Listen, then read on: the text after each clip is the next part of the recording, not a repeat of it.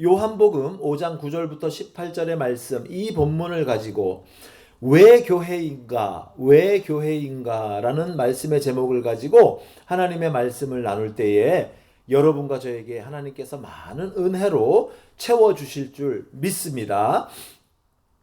여러분, 이제 우리가 교회에 대해서 하나하나 이제 매주 살펴보고 있지 않습니까? 여러분, 그런데 아주 중요한 질문이 있죠.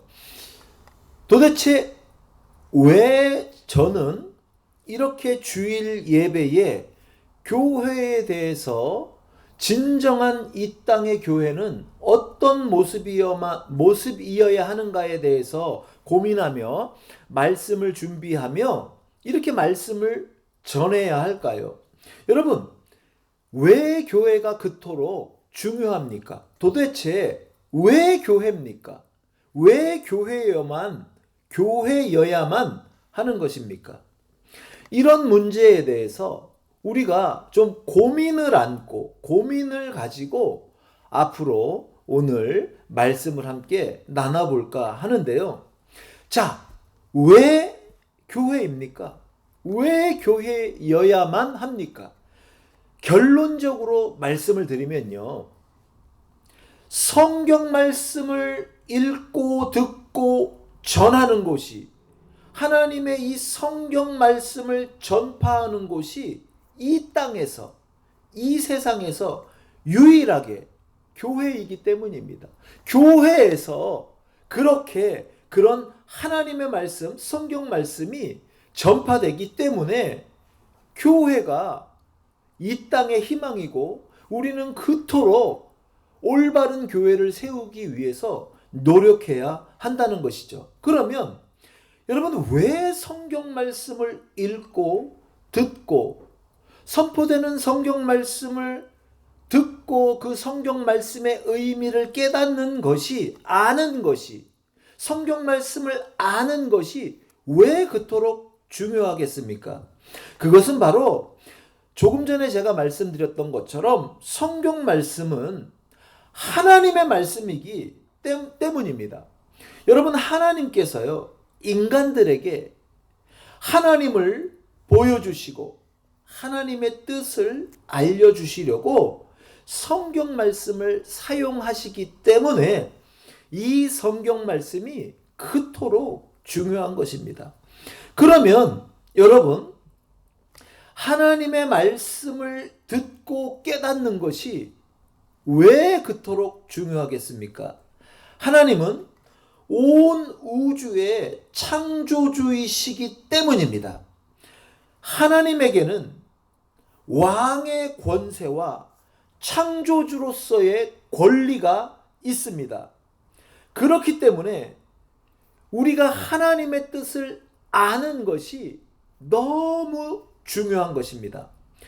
그 하나님의 뜻 가운데서 가장 중요한 것 중에 중요한 것이 무엇이냐면, 하나님은 인간의 영혼을 영원히 죽고 살리게 만드는 권세가 있기 때문에 하나님의 말씀을 바로 깨달아 영원한 생명을 얻는 편에 서는 것이 너무도 중요하기 때문에, 여러분, 너무도 그 문제가 중요한 문제이기 때문에 하나님의 뜻을 반드시 알아야 된다라는 것입니다.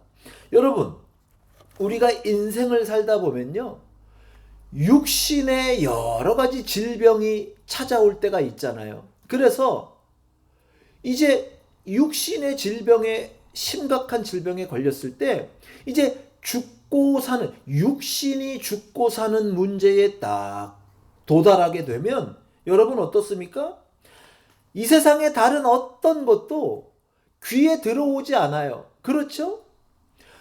예전에는 이런 것도 좋아하고, 예전에는 이런 삶의 모습을 구비하기 위해서 열심히 노력하고, 여러분, 그런 노력들을 막 사람들이 많이 합니다. 그런데요, 어느 날 내가 죽을 수 있다라는 육신의 그 마지막이라는 상황에 도달하면요, 예전에 그토록 소중하게 생각했던 거, 중요하게 생각했던 거, 그거 없으면 내 인생은 의미가 없어 라고 생각했던 그런 것들이 아무런 가치를 못 느낄 정도로 그렇게 별거 아닌 것 같이 느껴질 때가 굉장히 많잖아요. 여러분, 그런 경험 혹시 해보셨습니까? 하물며 육신이 죽고 사는 문제에 부닥쳤을 때 얼마나 두렵고 떨리는 일 앞에 인간의 존재가 섰을 때 이게 얼마나 중요한 문제인가를 깨닫게 될 때 여러 가지가 바뀌어지잖아요. 하물며 영원한 우리 영혼의 생명을 죽일 수도 있고 살릴 수도 있는 그런 하나님의 뜻에 따라서 그렇게 바뀔 수 있는 영혼의 운명이 하나님의 뜻을 바로 아느냐 모르느냐에 따라서 달라진다고 했을 때 여러분, 우리가 결코 하나님의 말씀을 알아가는 것에 대해서 정말 별거 아닌 것 같이 생각할 수가 없다라는 것이죠. 너무너무 중요한 문제가 바로 하나님의 뜻을 아는 것, 하나님의 말씀이 무엇을 우리에게 요구하는가, 이것을 알아가는 게 너무 중요하기 때문에 우리 교회가 그토록, 이 지상교회가, 이 땅에 존재하고 있는 교회가 그래서 그토록 중요하기 때문에 우리가 오늘도 하나님의 말씀을 통해서 이 교회, 올바른 교회, 참 교회에 대해서 우리가 살펴보고자 하는 것입니다. 자, 그러면 이제 오늘도 우리가 이제 이 본문의 내용을 통해서 참된 교회란 어떤 교회가 되어야 되는가, 이것에 대해서 고민하며 알아가 보도록 하겠습니다. 자, 여러분, 지난주에 이제 예수님께서 병자를 치유해 주셨죠. 그렇죠?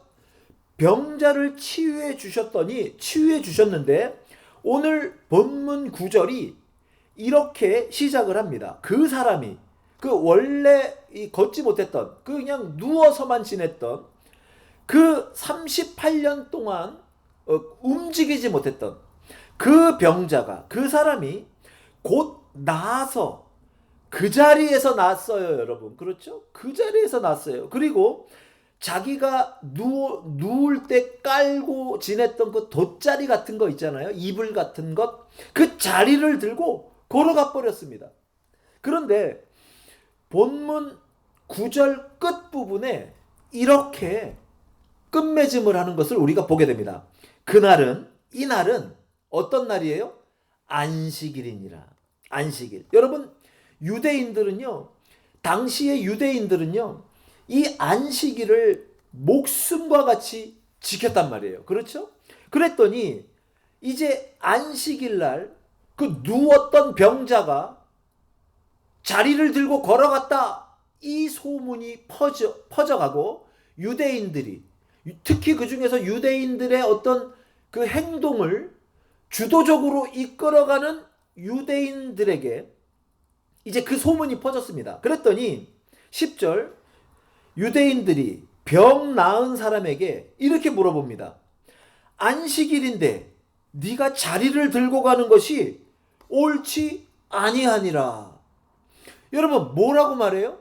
38년 동안 병에 얽매여서 말할 수 없는 수치와 조롱과 고통 가운데 신음하던 이 사람이 병이 나서 이제 자기 스스로 걸어 다니는데, 그렇죠? 걸어가는데 그 걸어가는 사람을 잡고 이렇게 물어봐야 되는 거 아닙니까? 아니, 도대체 이 기적이 어떻게 일어났습니까? 어떻게 당신이 하루아침에 그렇게 병이 나서 걸어 다니고 있습니까? 여러분, 이렇게 물어봐야 되잖아요. 그런데 유대인들이요, 그런 거에는 관심이 있어요, 없어요? 관심이 없어요. 어디에 관심이 있냐면 안식일을 어겼다, 안식일인데 자리를 들고 가는 게, 움직이는 게 옳지 않다. 여러분, 이렇게 말을 하는 거예요. 이 기가 막힌 것 아닙니까? 여러분, 이 교회를 생각할 때, 이 땅의 교회를 생각할 때 두 가지 핵심적인 개념을 우리가 좀 알아가기를 원합니다.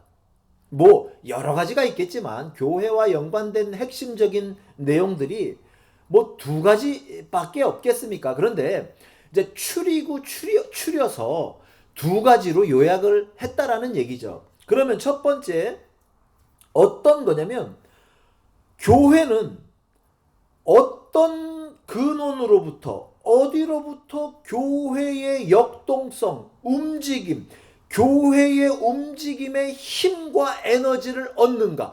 어느 소스를 통해서, 어디로부터 교회의 모든 활동의 근거를 얻게 되는가? 이게 굉장히 교회를 생각할 때 중요한 개념이고요. 두 번째, 교회가 여러 가지 활동들을 하잖아요. 교회가 움직여 나가잖아요. 그 에너지가 있잖아요. 교회 안에 역동성이 있잖아요. 그런데 그 에너지를 가지고, 교회 안에 그 역동성들을 가지고 어느 방향을 향하여서 교회가 나아가는가, 요 두 가지가 굉장히 중요합니다. 여러분, 우리가 이해하기 쉽게 말하면 자동차를 여러분 생각해 보세요. 자동차에 엔진이 막 불을 뿜어내면서 엔진이 탑니다. 그렇죠? 엔진이 움직입니다. 힘이 나요. 그런데 자동차가 막 엔진이 쿵쾅쿵쾅쿵쾅 움직이면서 뭐 어디든지 출발할 그런 에너지를 막 뿜어내고 있을 때 아무 방향으로만 가면 사고가 나잖아요. 그래서 자동차의 그 힘과 에너지를 적당한 방향, 좋은 방향, 도로 위의 방향을 통해서 내가 원하는 방향으로 움직여주는 핸들, 이 스티어링 휠이 굉장히 중요하잖아요. 그래서 교회를 생각할 때 우리가 이 두 가지 핵심, 교회가 어디로부터 에너지를 얻는가, 그 다음에 그 에너지를 가지고 교회는 어느 방향으로 나아가고 있는가, 이 교회에 나아갈 방향성, 이것이 굉장히 중요하다는 것이죠. 이게 잘못되잖아요. 이 두 가지 핵심적인 것들이 잘못되면 이 땅의 교회는 전혀 엉뚱한 일들을 하면서 오히려 하나님의 역사를 반대로 하면서 하나님의 뜻을 오히려 거스르면서 그렇게 교회가 존재해 나갈 수 있다라는 것이죠. 자, 그러면 여러분 한번 보십시오. 이 10절이 왜 중요하냐면, 도대체 안식일 날 38년 된 병에서 노임을 받은 이 사람에게 축하해주고 격려해주고 소망을 주고 앞으로 이제 좋은 일만 있을 거라고 이렇게 축하해주는 게 아니고요. 뭐래요? 안식일을 어그렸다. 넌 안식일을 범했어. 안식일날 하지 못할 일을 했어. 이렇게 책망을 합니다. 여러분, 이게 굉장히 좀 모순적이고 이상한 행태잖아요. 교회가요, 뭔가 잘못된 것으로 교회 존재의 이 근거를 삼으면 이런 일들을 교회가 행할 수 있다라는 거예요. 자, 이 유대인들이 지금 10절에 나오는 이 유대인들의 좀 이상한 이 행태는요, 이들이 당시에 자기들의 신앙을 유지해 나가는 힘을 전혀 엉뚱한 데서 끌어오고 있다라는 것을 우리가 예측할 수 있는 거예요. 당시의 유대인들은요, 613개 조항의 율법을 가지고 있었다고 해요. 여러분, 왜 613개냐면요, 구약 성경에 모세오경이라고 있어요. 창세기, 출애굽기, 레위기, 민수기, 신명기. 당시에 이 유대인들이 구약 성경의 그 모세오경을 가지고 있었잖아요. 그런데 그 모세가 썼다라고 이제 인정하는 그 창세기부터 신명기까지 속에서 하나님의 명령들이 나오잖아요. 그런데 이것을 추려낸 거예요. 추려내 봤더니 613개의 하나님의 명령이 나오게 됐더라는 거죠. 그런데 이 중에 무엇을 해라 하는 긍정적인 명령이 248개고요. 어떤 것은 하지 마라 라는 부정적인 하나님의 명령이 365개가 나오게 된 거예요. 그래서 이것을 합쳐봤더니 613개의 이 율법 조항을 이제 가지게 된 거예요. 그러면서 당시의 유대인 학자라든가 이 유대교에 정통했던 사람들은 613개나 되는 이 조항들을 어떤 조항은 율법의 어떤 조항은 다른 율법의 어떤 조항보다 더 중요하다. 더 우위에 올라가야 된다. 또 어떤 조항은 상대적으로 좀 다른 율법들에 비해서 중요성이 떨어지니까 이렇게 좀 밑부분으로 보내야 된다. 이걸 가지고 연구를 했다는 거예요. 그래서 이 율법의 순서들, 어떤 율법이 중요하고 또 어떤 율법은 상대적으로 덜 중요하고 이 순서를 잘 알고 이런 것들을 사람들한테 잘 가르치는 사람이 율법에 정통한 사람으로 인정을 받았어요. 그래서 여러분 이거 한번 찾아봐야 되겠어요. 여러분 마태복음 22장 34절로 가보겠습니다. 마태복음 22장 34절. 이런 말씀은 우리가 한번 꼭 살펴봐야 돼요. 마태복음 22장 34절. 여러분 제가 읽어드릴게요. 여러분들은 눈으로 따라와 보십시오. 예수께서 사두개인들로 대답할 수 없게 하셨다 함을 바리새인들이 듣고 모였는데 그 중에 한 율법사가 예수를 시험하여 묻되. 여러분 보세요. 한 율법사가, 이게 율법사가 어떤 사람이냐면 이 613개 율법의 순서를 정하는데 굉장히 권위를 가지고 정통적인 사람이었다는 거예요. 그래서 예수를 시험합니다. 율법에 대해서 시험하는 거예요. 예수님의 율법 실력에 대해서 다른 사람들을 인도해 나가는가, 얼만큼 율법에 정통한가 시험을 했다라는 거예요. 그래서 여러분 한번 그 사람의 질문을 보십시오. 자, 우리 36절 함께 읽겠습니다. 시작. 선생님, 율법 중에서 어느 계명이 크니까?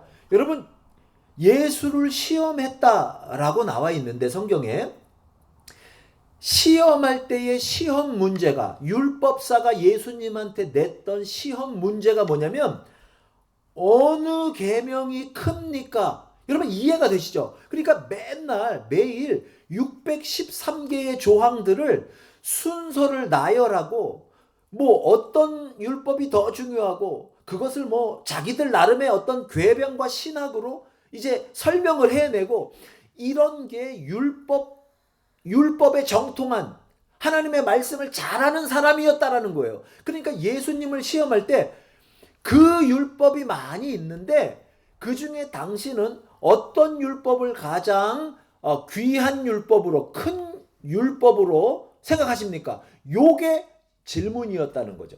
예수님이요 거기에 이렇게 대답합니다. 예수께서 이르시되 내 마음을 다하고 목숨을 다하고 뜻을 다하여 주 너의 하나님을 사랑하라 하셨으니 이것이 크고 첫째 되는 계명이요 둘째도 그와 같으니 내 이웃을 내 자신과 같이 사랑하라 하셨으니 이 두 계명이 온 율법과 선지자의 강령이니라. 여러분 보십시오. 예수님이 몇 개로 추려내요? 몇 개로 줄입니까? 2개로 줄여버리는 거예요. 2개로. 자, 그 2개가 뭐냐면 하나님을 사랑하고, 그렇죠? 내 이웃을 자신과 같이 사랑하라. 여러분 얼마나 간단해요. 하나님을 사랑하고 이웃을 사랑해라. 이 두 계명이, 내가 추려낸 이 두 계명이 온 율법과 선지자의 강령이다. 이 두 계명 안에 다 하나님의 뜻이 포함되어 있다. 여러분, 이것이 당시에, 이제 우리 본문으로 다시 가보겠습니다.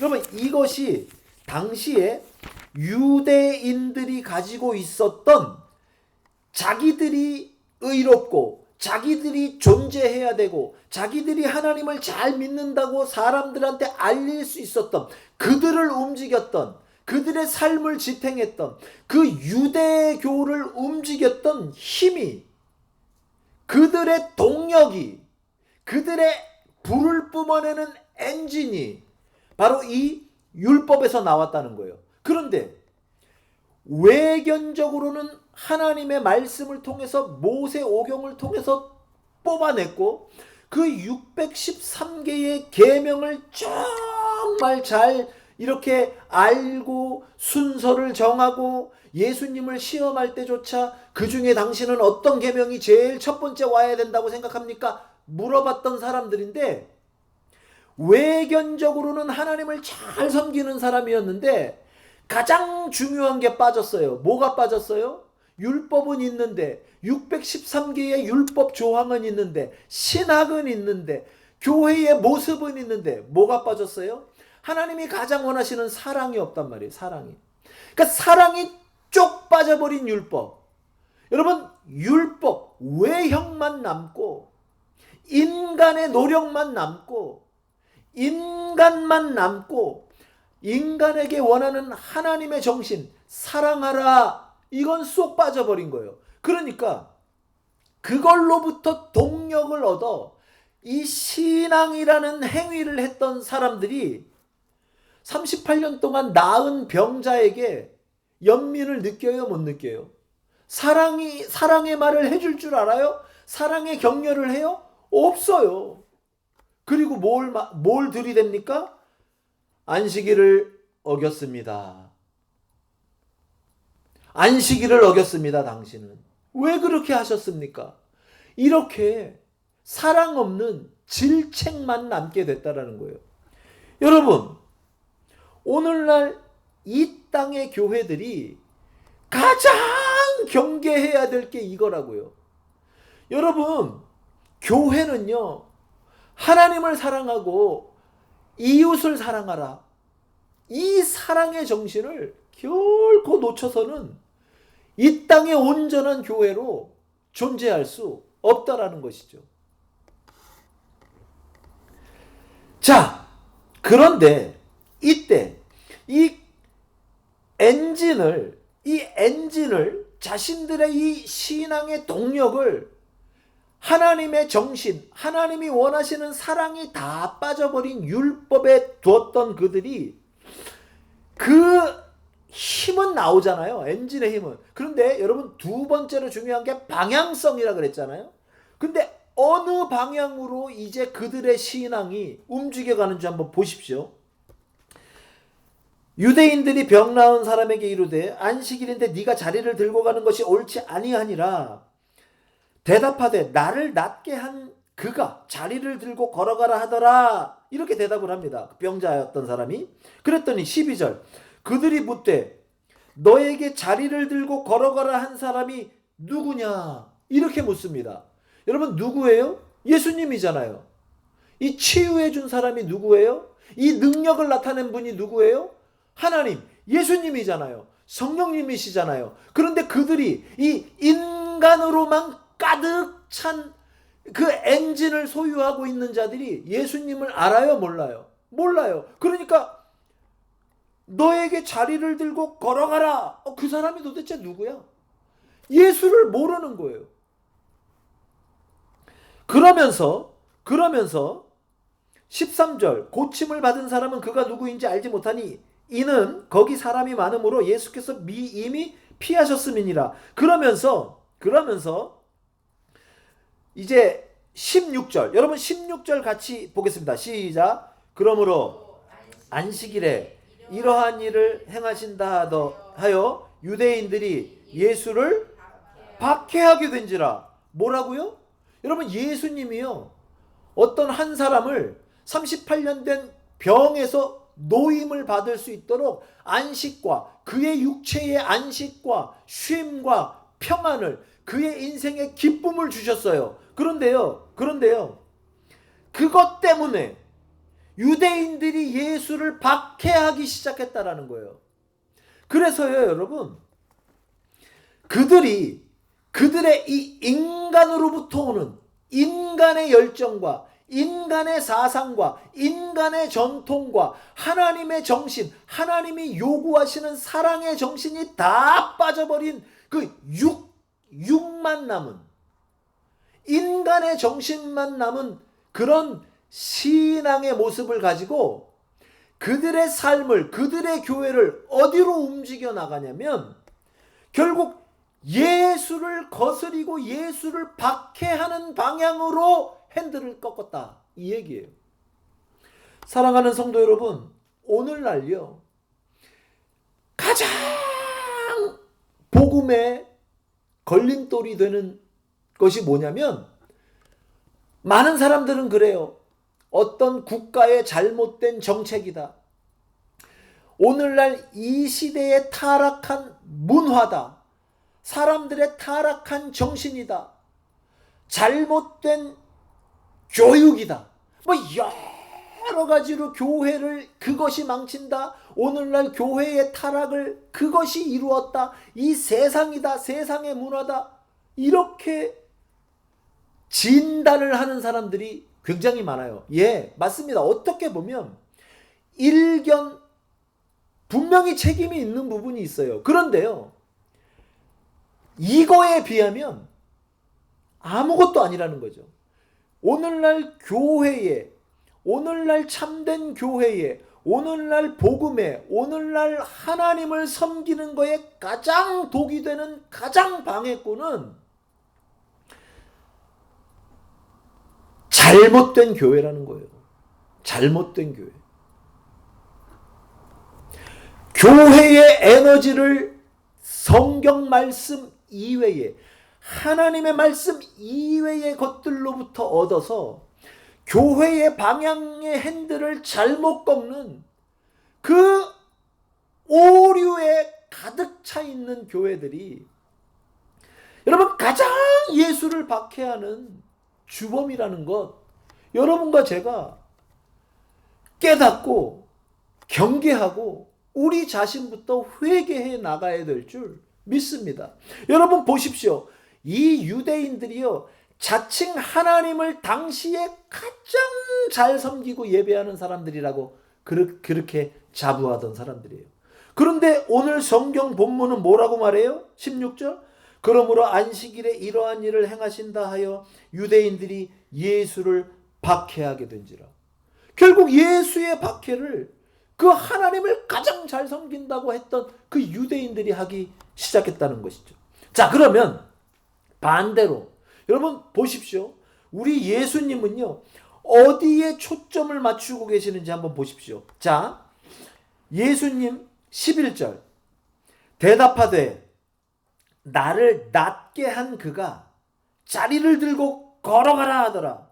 낫게 한 그가 누구죠? 예수님. 여러분, 이 병자를 낫게 한 사람이 바로 예수님인 줄 믿습니다. 그리고 예수님은요, 그냥 그 병자의 인생의 근원을 고쳐버린 거예요.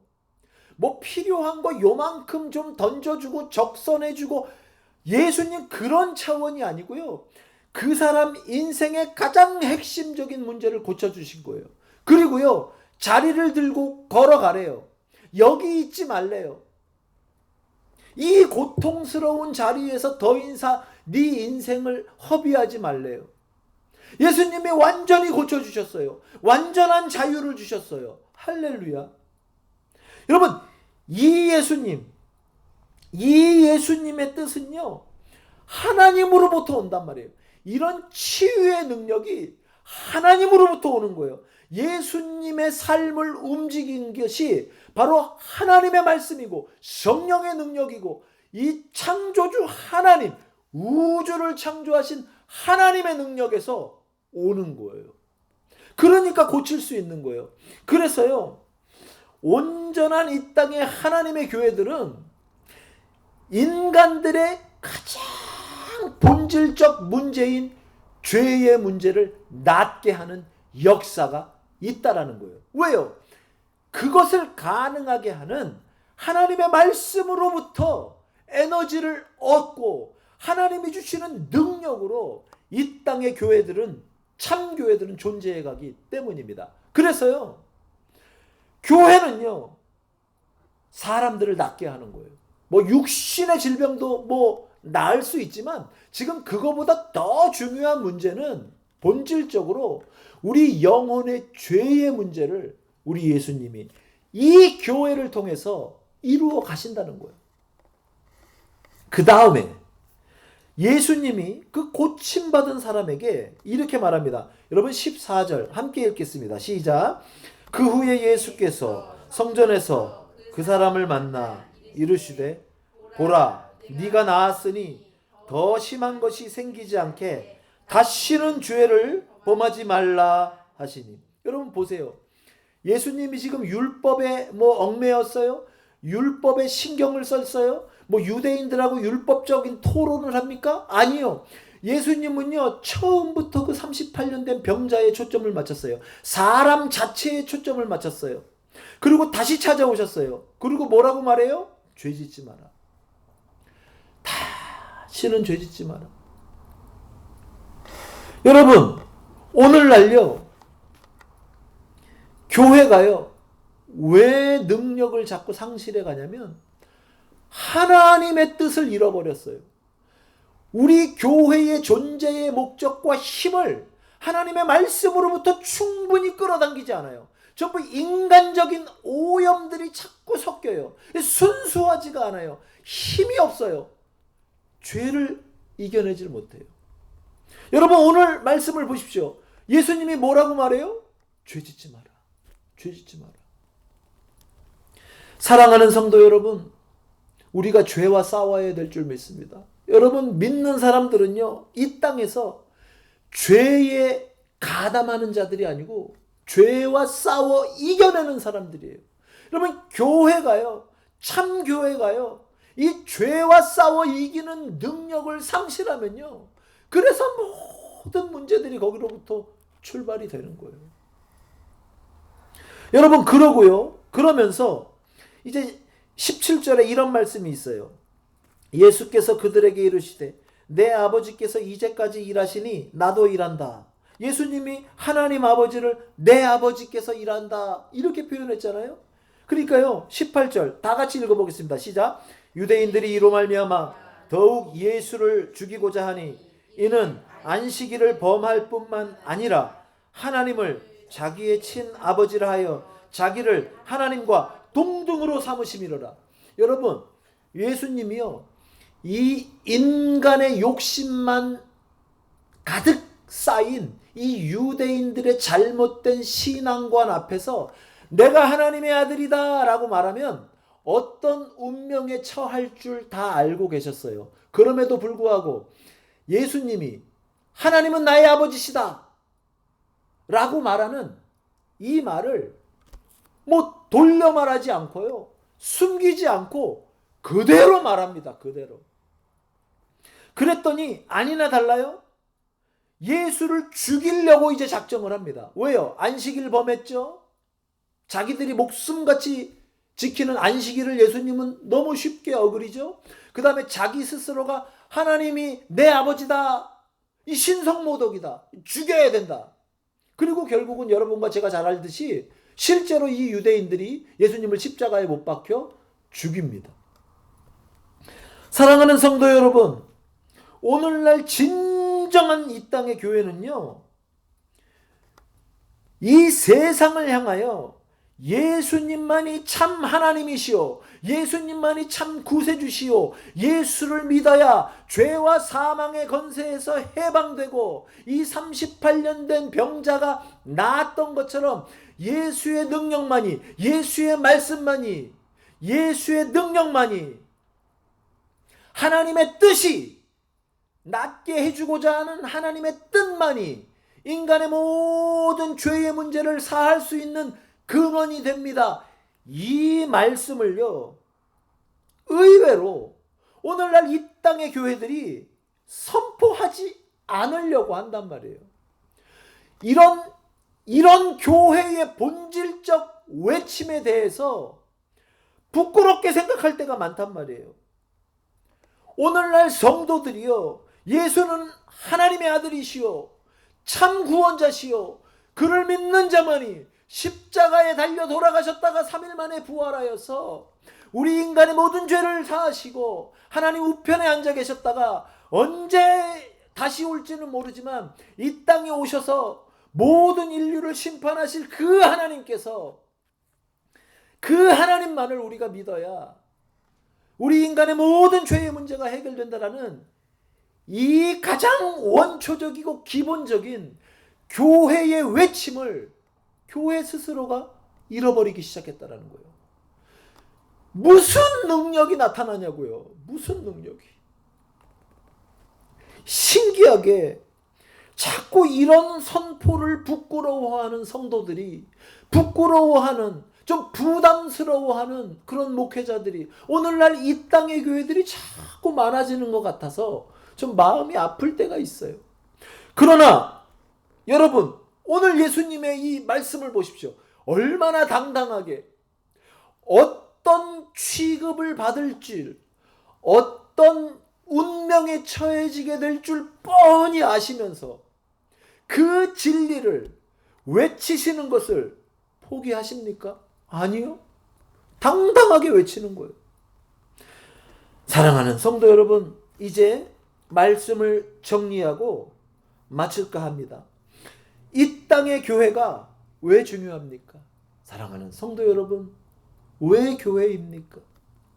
결론적으로 말하면 교회에서 유일하게 하나님의 말씀이 선포되고 성경 말씀을 듣고 읽고 깨닫고 하나님의 말씀의 뜻을 알아갈 수 있는 곳이 바로 교회이기 때문에 이 땅의 지상교회가 너무너무 귀한 줄 믿습니다. 그 다음에 이 교회는, 진정한 이 땅의 교회는 구세주 예수 그리스도를 선포합니다. 거리낌 없이 선포합니다. 결과에 상관없이 예측하지 않고 무조건 하나님의 말씀을 선포하게 되어 있습니다. 그러면 어떤 역사가 일어났느냐? 하나님의 말씀이, 하나님의 능력이 선포되는 말씀을 통하여서 그 말씀을 듣는 죄인들의 영혼에 자유를 줍니다. 진정한 이 땅에서의 평안과 진정한 안식과 진정한 쉼을 하나님께서 우리에게 주시게 됩니다. 낫게 된단 말이에요. 이것을 가능하게 하는 것이 이 땅의 교회들 통해서 이루어지게 돼 있습니다. 사랑하는 성도 여러분, 오늘 또 우리가 왜 교회인가? 교회가 왜 중요한가? 오늘 본문을 통해서 살펴봤는데요. 여러분, 이제 다음 주에 이제 교회의 방향성에 대해서 이제 다음 주는 한번 살펴볼 거거든요. 그런데 어쨌든 오늘 우리가 이 정도 우리 여기까지 한 이걸 통해서 다시 한번 교회가 얼마나 소중하고 이 땅의 교회는 어디에 집중해야 되고 무엇을 붙들어야 되고 어디로부터 힘을 얻어야 되는지 다시 한번 깨닫게 된 줄 믿습니다. 여러분, 이 교회를 더욱더 사랑하시고 이 교회를 통하여서 많은 복을, 영적 복을 받아 누리는 여러분과 제가 되기를 주님의 이름으로 축원합니다. 기도합니다.